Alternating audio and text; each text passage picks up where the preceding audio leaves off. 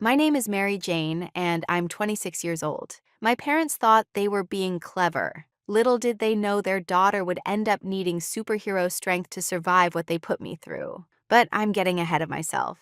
Before I continue, I want to thank you for listening to my story. Drop a comment telling me where you're watching from and what time it is. That April evening started like any other. Emma, my younger sister, was sprawled across the living room couch, her perfectly manicured nails tapping away at her phone. At 24, she'd mastered the art of doing nothing while looking incredibly busy. Her blonde highlights caught the light as she squealed about her acceptance to the Fashion Institute in New York. Can you believe it, Mary Jane? NYC, where dreams come true. She didn't look up from her screen. Oh, wait, you wouldn't understand.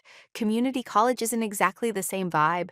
I bit my tongue, like always. What Emma didn't know, what none of them knew, was that my stupid little Etsy shop was pulling in more monthly than Dad's accounting job. But I'd learned long ago that success without their approval meant nothing in this house. Then Mom called Emma to the kitchen, and curiosity got the better of me. That's when I heard it, the conversation that shattered whatever illusions I had left about my place in this family. $35,000? Emma's voice was pure entitlement. That's it? Sweetie, that's just for the first year. Mom cooed. We've been saving since you were little. Your college fund should cover all 4 years, plus living expenses. My stomach dropped. My college fund, the one they told me didn't exist when I'd asked 3 years ago. What about Mary Jane?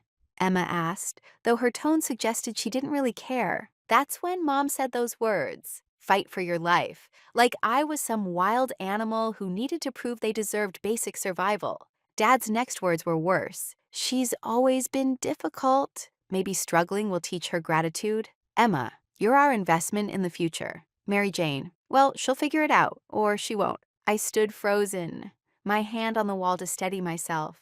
26 years of being the spare child, the backup plan nobody wanted to execute, crystallized in that moment. Every Christmas where Emma's gifts towered over mine. Every school play where they missed my performance but recorded hers. Every time they introduced us. Our daughter Emma, and this is also Mary Jane. I walked into the kitchen. 3 pairs of eyes turned to me. Emma's embarrassed. Mom's defiant. Dad's dismissive. The money you're giving Emma, I said quietly. Was that my college fund? Mom had the audacity to look offended. Were you eavesdropping? Answer the question. Dad stood up, his accountant's posture rigid with authority. That money is going where it's needed. Emma has potential. She has dreams. You have, what? That little craft project you do online? That little craft project made $60,000 last year. The silence was deafening. Emma's phone actually stopped pinging. Dad laughed. Actually laughed. Right. Selling friendship bracelets to teenagers? Customized jewelry to adults with disposable income. I pulled out my phone, showed them my business dashboard. Last month alone, $8,000 in revenue.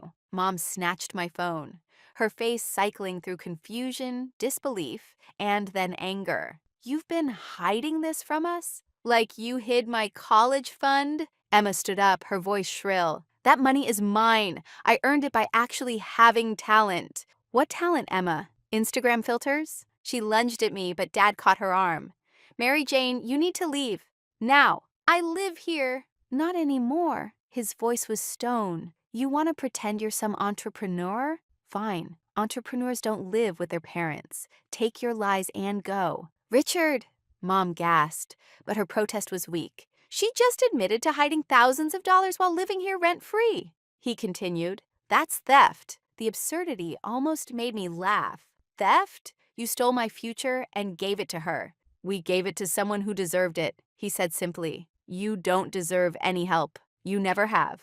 So go fight for your life, like you apparently have been. I looked at each of them. Mom, avoiding my eyes. Dad, solid in his conviction. Emma, already texting again, probably updating her followers about her New York City adventure. Fine, I said. But remember this moment. Remember that you chose this. 2 hours later, I sat on a Greyhound bus with $247 in my wallet and a duffel bag of essentials. My phone buzzed with Emma's Instagram story. NYCBOUND, First class upgrade thanks to the best parents ever. I turned off my phone. The elderly woman next to me noticed my shaking hands. Bad night, honey. My family just kicked me out for being too successful. She laughed, thinking I was joking. Then she saw my face. Oh, sweetie, you're serious. They gave my college fund to my sister, $35,000, then threw me out when I told them I didn't need it. She patted my hand with her weathered one. Let me tell you something, dear. I'm 78 years old. Know what I learned? The best revenge isn't proving them wrong. It's proving yourself right. The bus rolled through the night while Emma posted champagne selfies at 30,000 feet. She was heading to a $4,500 per month Manhattan penthouse apartment. I was heading to wherever $247 would take me. I got off in a small town 3 hours away, partly because I needed to think, mostly because I had 16 online orders to fulfill and the bus Wi-Fi had died. The 24-hour diner glowed like a lighthouse for the lost. I ordered coffee, $2.50, leaving me $244.50, and set up my laptop in the corner booth. You planning to stay all night? The waitress asked. Her name tag said Dolores. I'll keep ordering coffee. She studied me. Saw something familiar maybe. Honey, you running from something or toward something? Both? That's the only way to run that matters. You got somewhere to sleep? I'll figure it out. She walked away, came back with a piece of pie. On the house. Can't build an empire on an empty stomach. While Emma was posting photos of her penthouse view, can you believe this is my actual life now? I was confirming shipping addresses, processing payments, and messaging customers about delays. Sorry for the late response. I typed to one. I'm currently relocating my operation. Not a lie. Just not the whole truth. At 3 a.m., Dolores' husband Frank showed up to start the morning prep. They whispered in the kitchen, and then Dolores came back. Storage room in the back has a cot. Previous owner used to nap there. $100 a week, but you help with the breakfast rush. Deal? Why would you? Because I was you once. 23 pregnant, family said I was ruining my life. 40 years later, we own 6 diners. Started with washing dishes for tips. She jerked her thumb at Frank. That dishwasher boy became my business partner. Turned out better than my family's plan of marrying me off to a dentist. I managed my first real smile in hours. Deal. That night, while Emma explored her walk-in closet, I lay on a cot that smelled like coffee and possibility. She posted about her silk sheets. I wrapped myself in a moving blanket that Frank found in his truck. She ordered sushi from Nobu. I ate leftover pie. But here's the thing about parallel lives. They only look parallel from a distance. Up close, one's ascending while the other's just pretending. I know, because at 4 a.m. Emma posted and deleted something quickly. But I saw it. Why does everyone here have trust funds? How am I supposed to compete? The first crack in her facade. I wondered how long before the whole thing shattered. By October, my morning routine was sacred. 4 a.m. inventory check in the storage room I now called home. 5 a.m. breakfast prep with Frank. 6 a.m. opening with Dolores. Then 9 hours of pure hustle until the dinner crowd died down. If you're still listening, this is where the story gets interesting. Real quick, if my journey resonates with you, hit that subscribe button. Your support means everything to a girl who started with nothing but spite and Wi-Fi connection. My phone became my lifeline to 2 different worlds. In one, I was building an empire.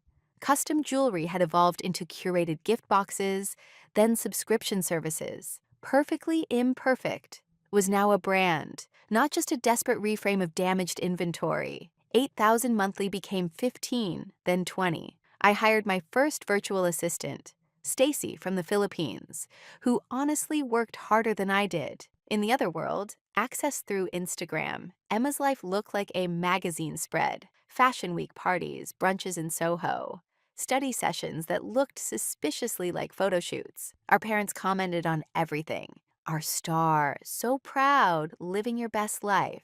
But I noticed things. The same Chanel bag in every photo. Borrowed, probably. Tag locations at exclusive restaurants, but only appetizer photos. Study group pics where everyone else had textbooks, but Emma just had her phone. The real tell? Her roommate Brittany's stories. Emma in the background, always on her phone during lectures. Emma passed out at 2 p.m. on a Tuesday. Emma crying in the bathroom. Quickly deleted, but I saw it. Your sister's struggling, Stacy mentioned during our morning call. She'd been helping me track market trends and stumbled across Emma's Depop account. She's selling her clothes, designer stuff. Maybe she just wants new things. Maybe. But listing your textbooks in week 8 of the semester? That afternoon, while packaging orders, I did something stupid. I checked my parents' Facebook. There it was. So proud of Emma. First semester dean's list. NYC was the right choice. I knew Emma's grades weren't posted yet, which meant she was lying to them. That night, curiosity got the better of me. I created a fake Instagram and went deeper into Emma's world. The comments on her posts were telling, "Girl, where were you in fashion history? Professor asked about you again. Your part of the project is due tomorrow." Her responses were always the same. "Family emergency. So sick. We'll make it up to you." But her tagged photos told different stories. Clubbing on exam night, shopping during group projects, and always spending. Then I found something that stopped me cold. A photo Brittany posted and forgot to tag carefully. Emma at an ATM, clearly distressed. Card declined. Caption: "When your parents forget to reload your card." The comments were brutal. Apparently, this was the 3rd time that month. Meanwhile, my phone buzzed with notification after notification. Order placed, payment received, 5-star review. Stacy had started calling me boss lady, and I'd incorporated as an LLC. My bank account hit 6 figures for the first time. $100,847.23. I screenshot it, then deleted it. No one to share it with anyway. That's when Emma posted her first desperate move. "Anyone know about paid internships? Unpaid isn't working for my schedule." The responses were predictable. Fashion internships didn't pay. Everyone knew that. But Emma kept pushing, kept asking. Then radio silence for 3 days. When she resurfaced, it was with a triumphant announcement. "Got an amazing position at a boutique PR firm." Living my dream. Our parents exploded with pride. But I recognized the building in her selfie. Not a PR firm. A Forever 21 in Times Square. January hit different when you're building an empire from a diner storage room.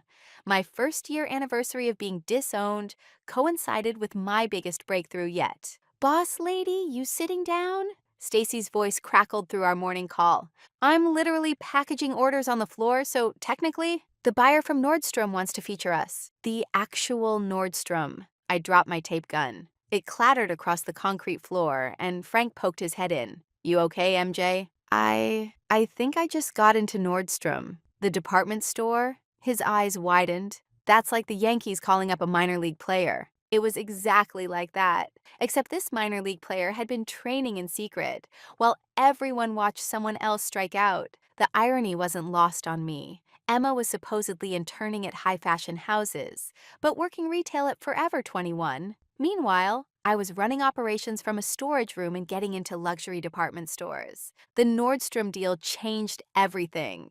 Suddenly, I needed real inventory, real packaging, real employees. The storage room wouldn't cut it anymore. "There's a warehouse for rent," Dolores mentioned over morning prep. "Owner owes me a favor. Might could work out a deal. I can't afford—" "Sweet girl, you got Nordstrom money coming. You can afford it." She was right. The numbers made my head spin.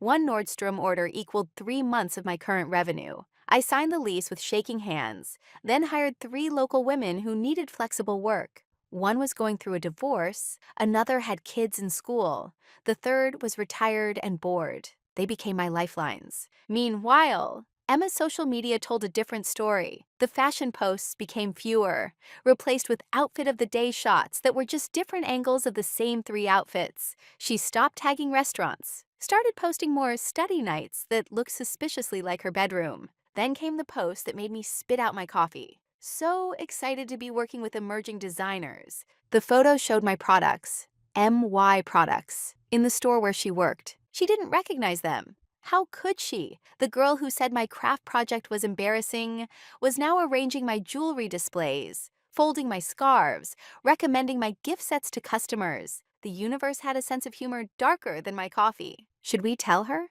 Stacy asked when I shared the photo. "No, let her sell them. She's probably making commission on her sister's success without knowing it." But the real kicker came in March. Emma posted about her amazing fashion internship at Vogue. Our parents were beside themselves with pride. The comments flooded in. OMGVOGUE. Living the dream. Anna Winter better watch out. I knew better. The geotag she forgot to turn off showed Forever 21. The Vogue badge was from a tourist photo op. The desk selfie was in a stockroom, not an office. She was creating an elaborate fiction while I was building an empire nobody knew about. We were both lying to our parents. She about failure, me about success. The difference? My lies protected me. Hers were destroying her. Late one night, unable to sleep, I did something I shouldn't have. I used my business account to order something from the store where Emma worked, selecting in-store pickup. Not to see her. God, not that. But to see if she'd recognize my company name. The confirmation email came with a note. Personal shopper Emma will prepare your order.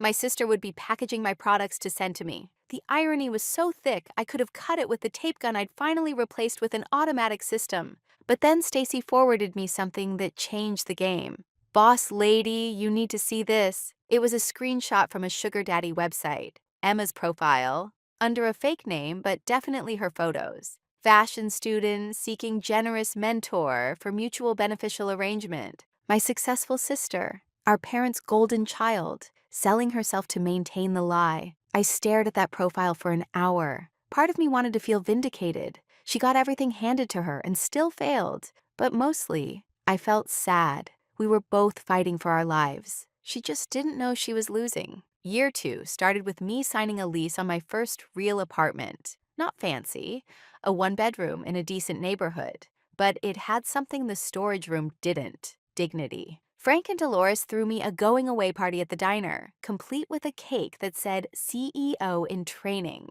I ugly cried into the frosting. "You'll still visit, right?" Dolores asked, hugging me tight. "Every Sunday, promise." My business had evolved into something I barely recognized. 20 employees, a legitimate warehouse, 3 product lines, and revenue that made my dad's annual salary look like pocket change. We were in Nordstrom, Bloomingdale's, and had just landed Saks Fifth Avenue. The universe kept its twisted sense of humor, though. Our newest retail partner, the exact Forever 21 where Emma worked. My products would be in her store, under her nose, every single day. "Boss lady, there's something else," Stacy said during our morning call. "The store manager at that Forever 21 wants you to do a personal appearance. Meet the designer event." "When?" "Next Thursday, 3 to 5 p.m. I checked Emma's Instagram. She'd be working that shift. She always posted her Thursday outfit photos at 2:45 p.m. like clockwork. "Tell them I'm unavailable. Founder's privacy policy." "You sure?" "It's good money. Some things are worth more than money, Stacy." But Emma's posts were becoming concerning. The fake Vogue internship had evolved into an entire fictional life. She posted about Fashion Week experiences she couldn't have had, meetings with designers who didn't know she existed, and projects that only lived in her imagination. Our parents ate it up. Their Facebook was a shrine to Emma's fake achievements. Our daughter rubbing shoulders with fashion elite. So proud of our NYC success story. Emma making connections that will last a lifetime. The comments from relatives were worse. Mary Jane could learn from her sister. Whatever happened to the other one? Glad one of them turned out right. If only they knew the other one just hit her first million in revenue. Then came the message that changed everything. It was from Brittany, Emma's ex-roommate, through my business Instagram. "Are you Mary Jane, Emma's sister? I need to talk to you." We video called that night. Brittany looked exhausted. "I moved out 3 months ago," she started. I couldn't watch anymore. "Your sister? She's in trouble." "What kind of trouble?" "The lying is pathological now. She tells everyone she has this trust fund, that she's just waiting for it to clear. She owes me 3 months' rent. She owes our other roommate 6. She got evicted from the penthouse. She's in Queens now with some sketchy people she met on Craigslist." "What about school?" Brittany laughed bitterly. "She hasn't been to class since October. Failed out, officially, but keeps showing up for the social events. Security had to escort her out of the spring gala because she wasn't enrolled anymore." My chest tightened. "Do our parents know?" "She sends them fake grade reports, photoshopped screenshots, even made a fake dean's letter congratulating her." Brittany paused. "Look, I'm not trying to hurt her, but she owes a lot of people money." And the sugar daddy thing? That went bad. The guy found out she was lying about being in fashion school. He's threatening to sue for fraud." After we hung up, I sat in my apartment, my earned apartment, and felt the weight of knowledge. Emma wasn't just failing. She was imploding. That weekend, I did something I swore I wouldn't. I hired a private investigator, not to hurt her, but to know the full truth. What came back was worse than I imagined. Emma owed $80,000 across 17 credit cards. She'd taken out 3 personal loans using fake employment verification from her Vogue internship. She was behind 6 months on her queen's rent. Her sugar daddy had filed a police report for theft. She'd stolen his watch and sold it. But the worst part? She'd created a fake Instagram for me. In her fictional world, I was homeless, drug addicted, and had called begging her for money. She'd posted screenshots of fake text conversations where I supposedly said things like, "You were always the smart one," and "I should have listened to mom and dad." She was writing fan fiction where she was the hero and I was the cautionary tale. By year 3, I should have been celebrating. Featured in Forbes 30 Under 30, business valuation at $10 million. 150 employees across 3 states, the American dream personified. Instead, I was reading the private investigator's latest report while sipping wine in my new house. Yes, the $2 million one in the Hollywood Hills. Every American woman over 55 knows that zip code means something. It means you've made it. Your sister's been arrested, the investigator said over the phone. Shoplifting from her own workplace? They dropped charges, but she's fired. From Forever 21? Yes, she apparently tried to steal inventory to sell online. Got caught loading a suitcase in the stockroom. The irony was excruciating. She was stealing to sell what I was selling legitimately. We'd both become entrepreneurs. One legally, one desperately. Emma's Instagram had gone dark for 3 weeks. When she returned, it was with a carefully crafted lie, taking a social media break to focus on my final year. Vogue wants me full-time after graduation. The comments from our parents. So proud. Our CEO in training. Success looks good on you. Meanwhile, I was doing a virtual interview with Bloomberg. The journalist asked about my family, and I gave my practiced answer. I'm focused on the family I'm building through my company. Every employee is family to me. No support from parents or siblings, she pressed. Success is sweeter when you earn it solo, I said, smiling through the sting. The interview went live the next day. 2 million views in 48 hours. The comment section exploded with women sharing their own stories of family betrayal and solo success. I'd accidentally become the poster child for abandoned daughters who thrived. That's when Peter reached out. Yes, that Peter reference. Peter Park, not Parker, but close enough for comic effect. He was another entrepreneur, ran a tech startup, and had seen my interview. Your story resonated, he said over coffee. My parents disowned me for dropping out of med school to code. Now my app just sold for $30 million. We started dating. It was nice having someone who understood that success born from spite hits different than success born from support. But the investigator kept sending updates. Emma had moved again. Couch surfing now. She'd created elaborate fake photos for our parents' graduation announcement. Used stock photos from an actual fashion show, photoshopped herself in. The announcement went out to 200 relatives. Our daughter Emma, Fashion Institute graduate, starting at Vogue this fall. I was CC'd on the email. Our parents' first contact in 3 years, and it was accidental. That night, Peter found me crying in my home office, the one with floor-to-ceiling windows overlooking LA. What if I just helped her? I asked. Anonymously, would she learn anything? Did I need to learn by suffering? He held me while I sobbed. You didn't suffer because you needed to learn. You suffered because they were cruel. There's a difference. It was a Thursday in November. 3.5 years since that night I'd run away with $247. The Santa Ana winds were brutal, making everyone irritable and anxious. I was in my home office on a Bloomberg video call about taking the company public. The valuation is conservative at $15 million, the analyst was saying, with your growth trajectory. That's when I saw it through my window. A beat-up Honda Civic had broken down on my street. The passenger was getting out, and even from a distance, that blonde hair was unmistakable. Emma, my sister, was standing in front of my house in designer knockoffs and desperation, having no idea whose house it was. Can we continue this later? I told the analyst. Something's come up. I watched from the window as Emma walked around the car to the driver's side. Her boyfriend probably, skinny guy, neck tattoos, definitely the I'm gonna be a famous DJ type. Their car was blocking my driveway. Then I saw the moment it clicked for her. My custom rose gold Tesla in the driveway. I'd posted about it once on my business account. She stood frozen, staring at it, then at the house, then at the small bronze plaque by the door that said MJ Enterprises. Her phone was out immediately. I could see her scrolling frantically, probably Googling my company. Then she looked up and saw me in the window. Our eyes met for the first time in 3.5 years. She didn't wave, didn't smile, just pulled out her phone and made a call. Even from inside, I could hear her wailing. Dad! Dad! She was sobbing so hard her boyfriend got out to check on her. I'm at her house. Mary Jane, she has a fucking mansion. I watched my father's golden child collapse on my manicured lawn, screaming into her phone about the injustice of my success. How does she have this? You said she was nothing. You said she'd fail. Dad, it's not fair. The boyfriend tried to calm her down. Clearly embarrassed as my neighbors started to notice. This was a nice street.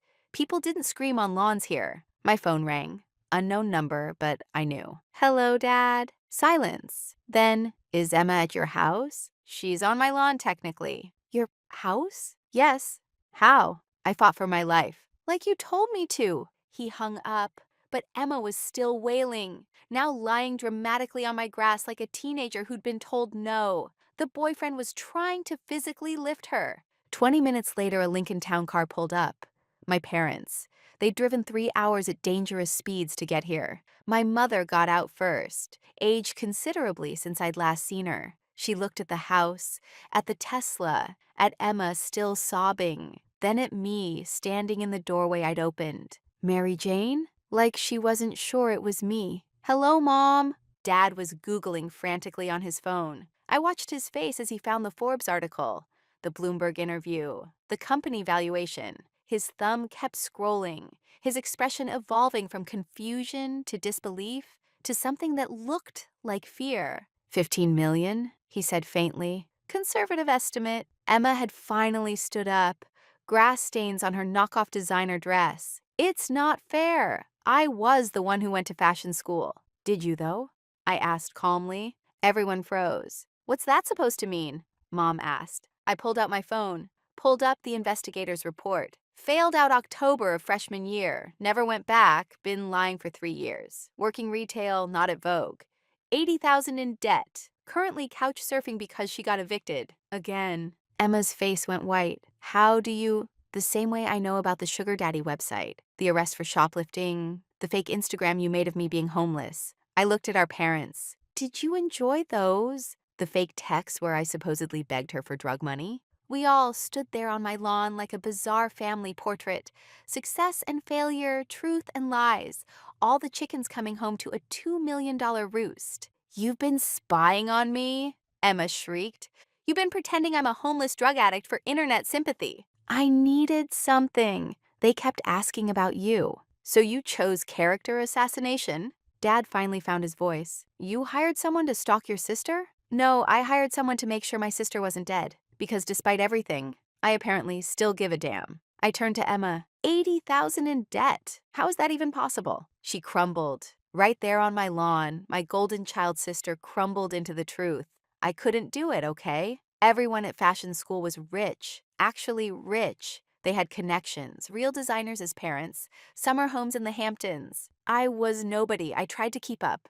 Tried to fake it till I made it, but you can't fake talent, I said. Not cruelly, just factually. You don't understand. You were never supposed to succeed. You were the failure, the cautionary tale. I was the star. Based on what? I genuinely wanted to know. What made you the star and me the failure? She couldn't answer. Neither could our parents. Here's what's going to happen, I said.